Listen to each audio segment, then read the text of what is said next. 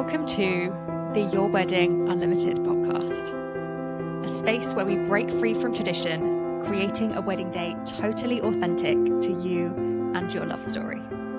I'm Abby, UK wedding planner and owner of Elegance Unlimited, here to help you plan a wedding day that feels uniquely yours.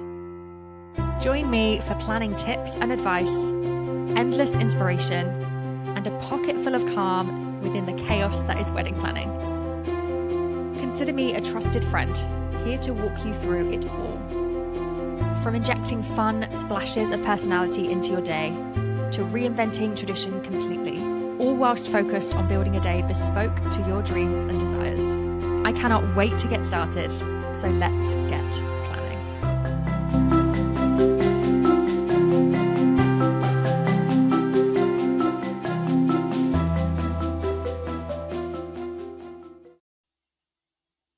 Hello, welcome back to another episode of the Your Wedding Unlimited podcast. My name is Abby. If you are new here, I am a wedding planner and this is a wedding planning podcast. So thank you so much for joining. I'm very grateful to have you here, however you have found me.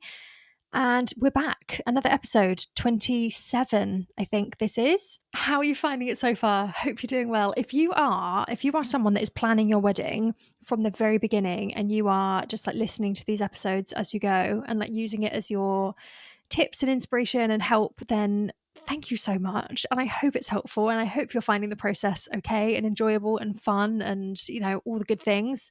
But yeah, I think about that quite often. I just think, because I'll get DMs from you guys, or I'll get people messaging me and saying that they've listened to particular episodes or they found things helpful and all those things. And it just gets me thinking like, that you guys are actually planning weddings. And that's just so fun to me. So fun. But yes, thank you so much for joining. We are back, another episode. Today, we are talking very aptly, really, talking about, you know, going through the wedding planning journey from the very beginning. We are talking about what to book first whilst wedding planning, and also what can wait till a little bit later on, what's not super urgent, what can we just push pause on and take our time with.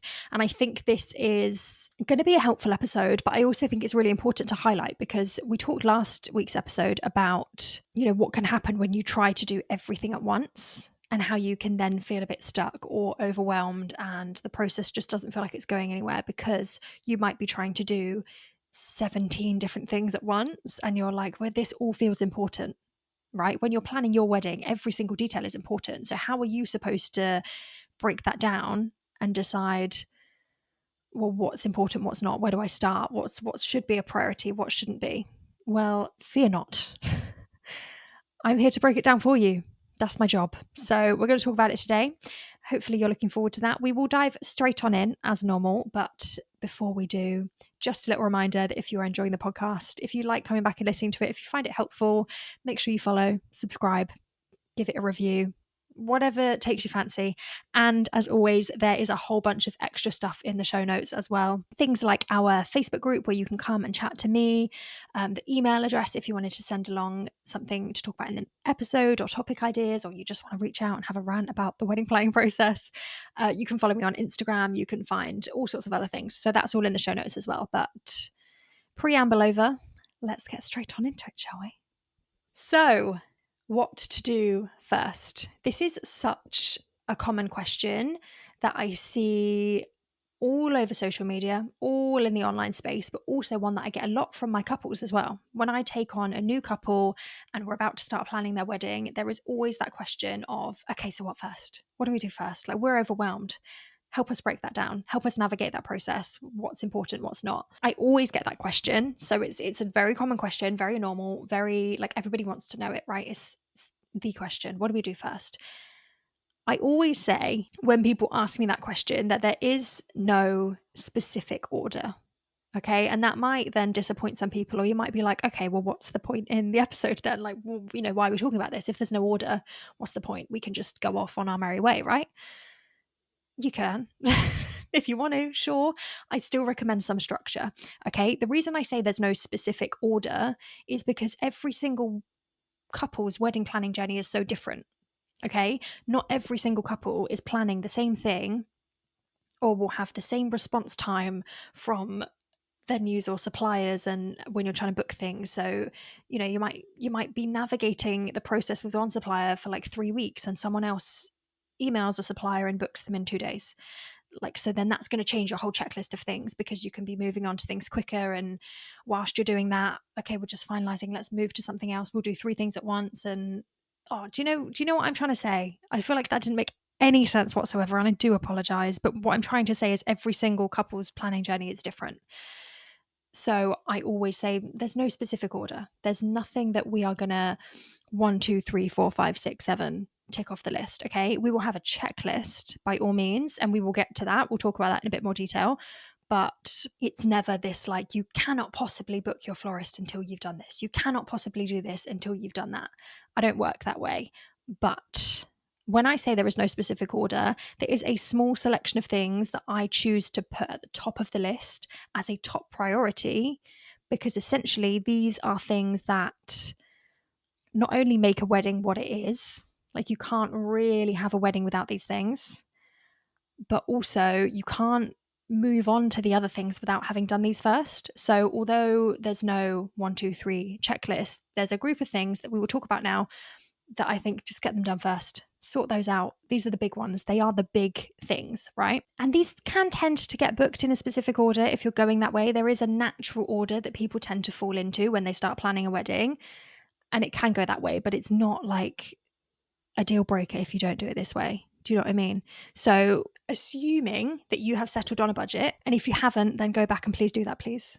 Please, please, please set a budget. Assuming you've got a budget in place and you know, okay, this is how much we've got to spend on our wedding, let's start planning. Assuming you're in that position, there's a few things you're going to want to book first. One of those being the big, massive, big one, like the big, usually top of the list one, is your venue. Okay. Most people book this first. Most people either have a venue in mind when they get engaged or when they start wedding planning, or they know exactly what style of venue they want. And it's then just a case of finding the right one with the right things to tick off their non-negotiables and maybe fitting the right budget, or the size, that type of thing. Whilst it's usually at the top of the list, that does not mean it has to be the first thing you book.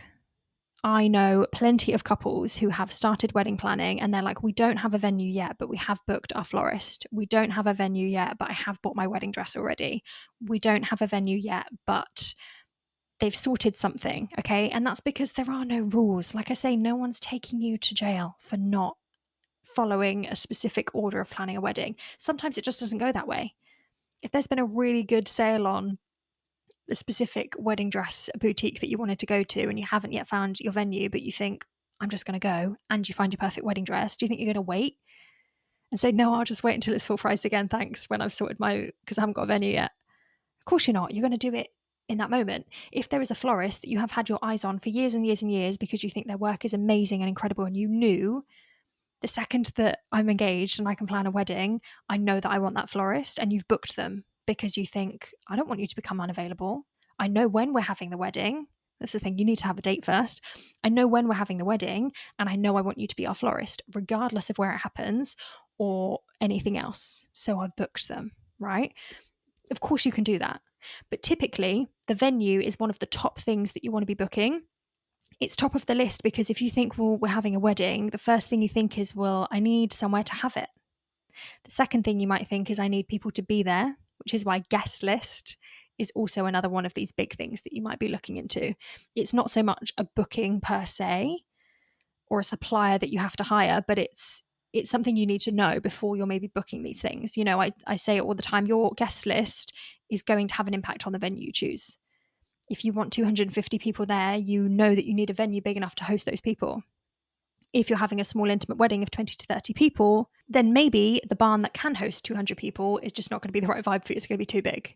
So you need to know at least a rough idea of, we're expecting to invite 60 people, 100 people, 230 people, whatever the case may be.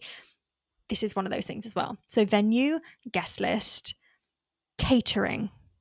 And catering and drinks kind of fall into this same thing. This is one of the first things that if it does not come with your venue already, a lot of the time it will, they will either have an in-house catering team with a bar, or they will have recommended suppliers for you have to use our caterers for this, and here's your choice of caterers that we use. You have to choose one of those. And a lot of venues have that kind of setup. If it's dry hire and it's like an empty space, or you're having like marquee wedding or something, you've usually got a bit more freedom there with your caterers.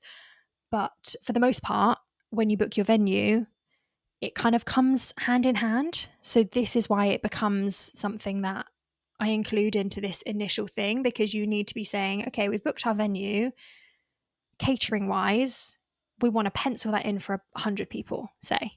You don't need to be doing your tastings and deciding all of that intricate details, like from the get-go, because you can do that later down the line. But it's a case of knowing this is how many people we're going to have. This is the supplier or where we're going to get the catering / drinks from.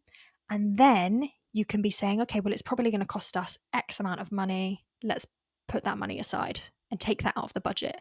You need to be taking the big costs and the big things out of your budget from the get-go, in my opinion, because then that helps you to know what we've got left for everything else.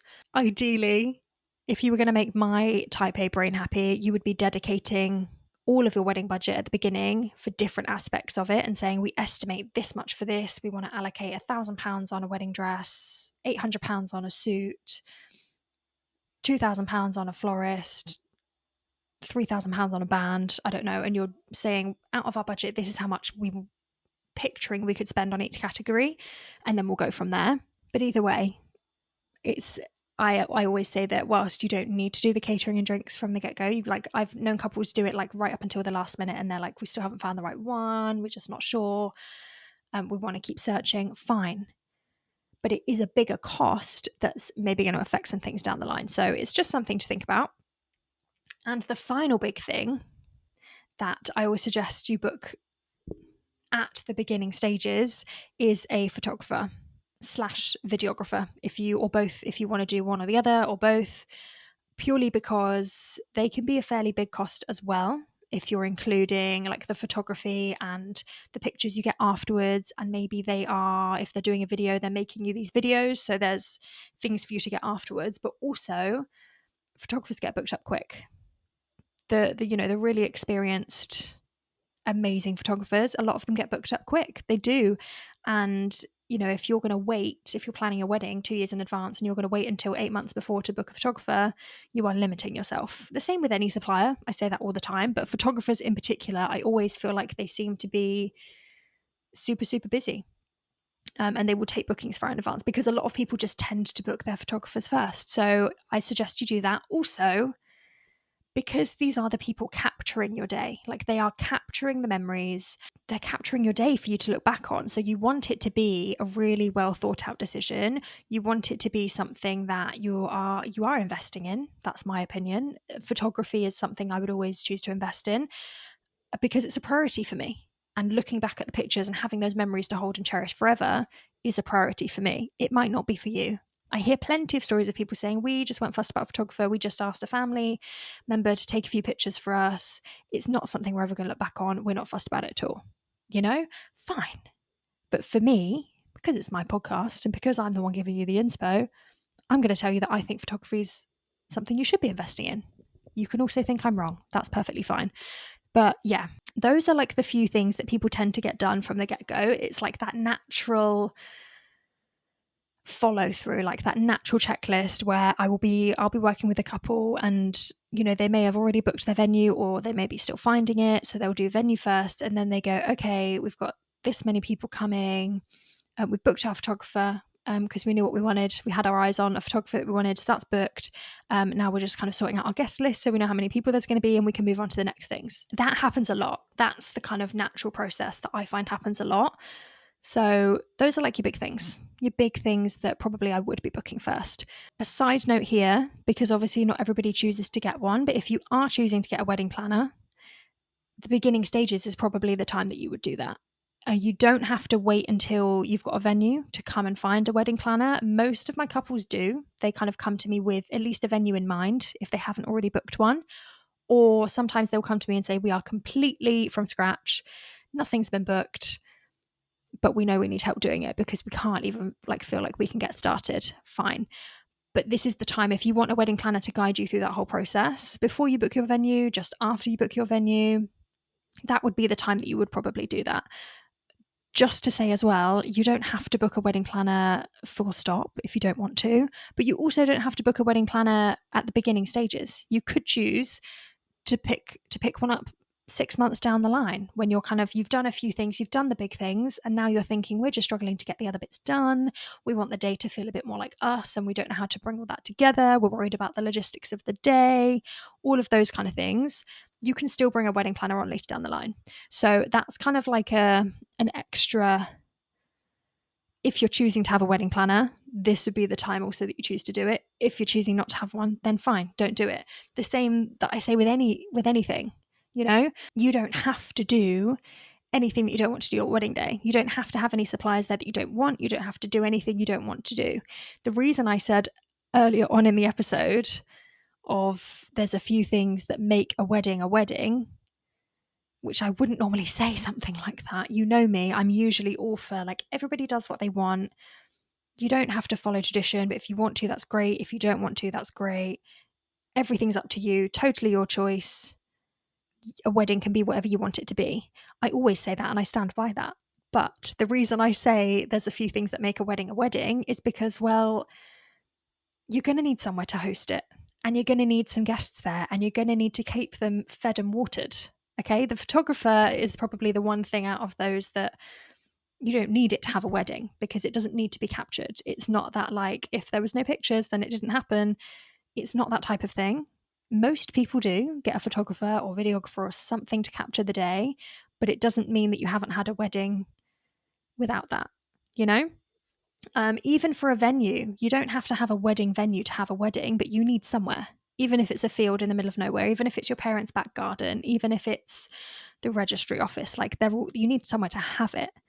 And you need someone to be there. Even if you're doing registry office, you still need witnesses. So you need someone to be there. And then it's a case of food and drink. Are you feeding people? Are you keeping them watered? People will get pretty angry if you don't. If you're keeping them there for more than an hour or two, people will expect something. So these just kind of come hand in hand with you're having not even just a wedding, you're having an event. If you're doing any kind of event, if you're doing a party or a conference or a festival, people need to be catered to. So there are certain things that come under the category of just needing to do it. Those are your big things, right? Now, once you've booked in the big things for your wedding day, once you've got the things ticked off and you can say, yeah, we are having a wedding. We've got the date, we've got the venue, we know there's going to be people there and we can keep them fed and watered. You can say, I'm having a wedding. The wedding is happening regardless. You've now just got to fill in the gaps. You've got to make it legal if you want to. You've got to make it look pretty. And you've got to fill in all the little details that tell your story throughout the day to make it feel like it's your wedding day and not just anyone's that could have walked in the room. So what can wait? Essentially, anything that's not a priority. And priority is subjective as well. Priority to you as a couple is going to be completely different to someone else's priorities. It's going to be different to my priorities as a planner. I'm often saying to couples, I think we should do this next. And they're like, oh, it's okay. We're going to do this next and we're going to do that next. And that's fine. I can use my judgment to say, I think this should be priority because we want to get this booked in first. No one has to listen to it because you've got your own priorities. But the things that can wait and that aren't as urgent are those things that you can leave till last minute, the extra add-ons, the little details. If you're doing your own decor and you're buying lots of little candlesticks, or you can leave that till 6 months before because it doesn't need doing yet. And maybe you don't want to have to store them for 2 years. Maybe you are going to just wait a little bit. The way I like to look at it is that you have to make a judgment on what a priority is or not. So think about it this way. If you are wanting a bespoke made wedding dress that is handmade from scratch, perfectly made to you, you're making alterations and customizations to it, you're probably going to want to do that sooner because that's going to could be a year to make that. Could be, if you're doing the appointments and then they send it off to be made, sometimes they say it's an 8-month wait and then it comes in and you've got to go in for alterations and then you go back again for another one and then your final alteration. You can't be doing that 2 weeks before your wedding day. But if you're not fussed about having that custom made wedding dress and you just want to go wedding dress shopping and maybe buy something secondhand or something that's, you've got all these online boutiques now where you can literally get like more understated, not simple, because they're still very wedding dressy, but they are like, they're not quite as embellished maybe. It is just something you can buy online. If you want to go get it tailored, then you can. Then do that. It's not a priority. You can leave that till later. The wedding dress doesn't need a year to get done. You can get it done in a few months. Leave it till later. Same thing with anything. If you know we want a live band, we want the atmosphere, we want someone to come along and set the tone for the evening, get everyone on the dance floor. We want people actively encouraging people on the dance floor for us. We want certain vibes. There's a specific band that we want. Book it sooner to avoid them being booked up, to make sure, because it's a priority, it's something that you want ticked off the list. If you are not fussed about any of that and you just want to plug in your Spotify, put on your favorite playlist and just have everyone, get a disco ball up and whatever, do it later down the line. It's not a priority. Other things that are a priority to you, like your food, like your floristry, maybe like your stationery, like what's important to you, do it first. And of course, other things that can wait are your finishing touches. So these might be any final styling or decor pieces, things down to like little details. If you're adding little trinkets to the glasses, like, or bows, or if you're going to be doing favors don't have to be done urgently. It's a nice little extra, it's a nice little add-on. Again, if you're doing things custom made and you need to send off for it or get things printed, do it a bit sooner. But if you're just going to buy a little fan and personalize them, then fine. Accessories, maybe you don't need to do quite as soon because, again, it's a nice little extra to have. Jewelry and stuff you can do a bit later down the line. It's not a deal breaker at the beginning. There's all sorts of things, and that is up to you to decide what's a priority. Sitting here now and having to reel off all the different elements of a wedding and decide what's important and what's not and what order they should go in is an impossible task. Not only because there's a lot of things floating around my brain that I can't think of in one go, but also because, as I've said, every single wedding is different. So what I recommend you do is have a checklist, have something that you can use. I use Google Docs and Sheets for all of my documents and stuff for work. And I use a Google spreadsheet to work with my clients. And there is a checklist on there where we color code it, and it will be red for not started, orange for in progress, and green for anything that's complete. There is a pre-made checklist that I use on there, which has got like all the things that you could possibly want to do. And then at the bottom, we can add on a whole bunch of other things that we think they're doing something really unique that you don't get at every wedding. Let's add one on for that. Add some notes. Let's add on a few of our own. These should be customizable. They should be bespoke to you. And then what you can do is you can just move things up and down the list of, well, we want to do this first. Let's bring it up to the top of the list so that we see it sooner. Anything that's not a priority, will boost it lower down the list. I suggest doing that. Make your own document, even if it's in a notebook or you use a Google spreadsheet or an Excel spreadsheet or you use a wedding planning app. There's plenty of those where you can tick off things and it will tell you most people do this 9 months before. Most people do this 12 months before. You could leave this until 2 to 3 weeks before. You can get lots of inspo like that from Google or from these wedding apps and whatever works. So I do suggest having something like that. It's very easy for me to say, do these things first and then do that. But at the same time, I say it all the time. I'll say it again. I feel like that's my catchphrase. Weddings get overwhelming. The planning process can be a lot and it can be stressful. So make it easy for yourself, get yourself a checklist. If you need to update it 3, 4, 5 times a week, then do it. If you just want to check in and have it there just so you can refer back to it every now and again and make sure you're still on the right track, do that. Things like that to keep you on track will be so, so beneficial throughout the process. Ultimately, I would like you to remember that there is no one size fits all. Your wedding planning process does not need to look the same as your friends that got married last year, or your sister or your cousin that's getting married next year. Everybody's going to be doing things at a different pace. Everybody's going to be doing things in a different way because they are different weddings, completely different for different couples with different stories. Okay. So don't stress too much about that kind of stuff.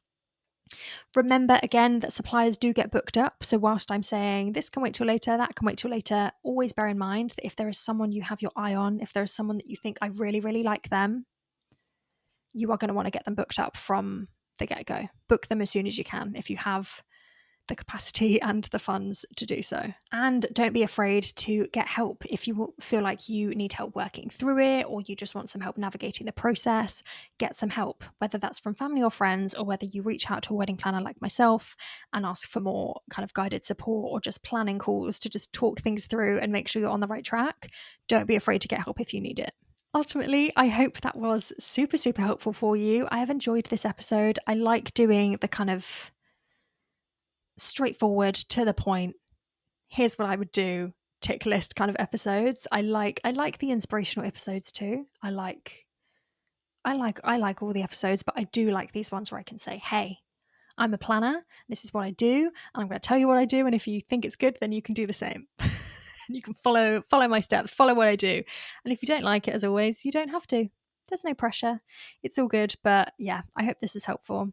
If you have any more questions about the planning process, about this episode, if there's anything you want me to go into kind of more of a talk on, more detail, more depth, something specific, then please do reach out and let me know. I said in last week's episode, I am loving that you guys are reaching out to me now and letting me know what you're enjoying and what you want me to talk about a bit more. It's super helpful for me, but also just warms my heart because I love that you're enjoying it and it means I get to chat to you guys. So thank you so much.